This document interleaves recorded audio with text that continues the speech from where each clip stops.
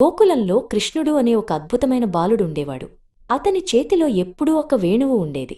ఆ వేణువు అతనికి కేవలం ఒక వాయిద్యం కాదు, అది అతని ప్రాణసఖుడు.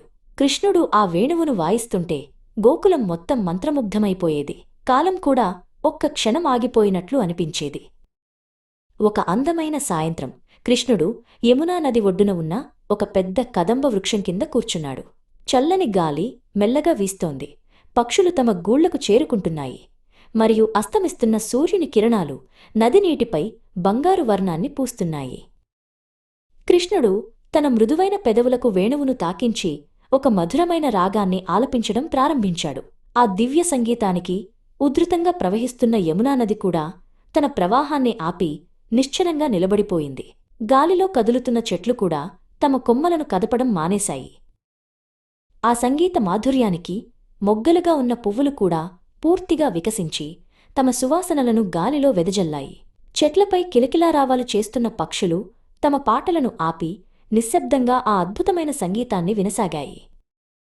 అడవిలోని క్రూర మృగాలు కూడా తమ సహజ వైరాన్ని మరచిపోయి శాంతంగా ఒకచోట చేరి ఆ సంగీత మాధుర్యాన్ని ఆస్వాదించాయి. సింహం, జింక పక్కపక్కనే నిలబడి భయాన్ని వదిలి ఆనందంగా వింటున్నాయి. పచ్చిక బయళ్లలో మేస్తున్న ఆవులు కూడా మేతమాని చెవులు రెక్కించి కళ్లలో ఆనందభాష్పాలు నింపుకుని కృష్ణుడి వైపు చూస్తూ నిలబడిపోయాయి. వాటి హృదయాలు ఆనందంతో నిండిపోయాయి. గోకులంలోని గోపికలు తమ ఇళ్లలో పనులు చేసుకుంటుండగా ఆ వేణుగానాన్ని విన్నారు. ఆ మధురమైన సంగీతం వారిని పిలుస్తున్నట్లు అనిపించింది. వారు చేస్తున్న పనులన్నీ అక్కడికక్కడే వదిలేసి ఆ సంగీతం వస్తున్న వైపు పరుగుపెట్టారు. గోపికలందరూ యమునా తీరానికి చేరుకుని వేణువు వాయిస్తున్న కృష్ణుడి చుట్టూ చేరారు. వారి కళ్ళు కృష్ణుడిపైనే నిలిచిపోయాయి. వారి హృదయాలు అతని సంగీతంతో ఏకమయ్యాయి. రాధభక్తితో అతని ముందు నిలబడింది.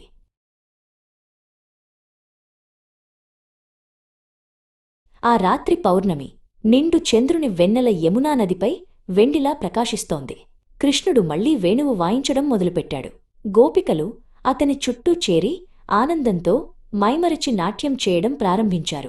అదే రాసలీల.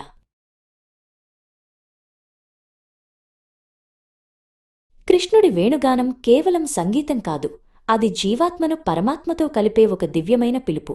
అది విన్న ప్రతి ప్రాణి తనను తాను మరచిపోయి ఆనందసాగరంలో తేలియాడుతుంది. అందుకే కృష్ణుడిని అందరూ ప్రేమగా మురళీ మనోహర అని, వేణుగాన లోల అని పిలుచుకుంటారు.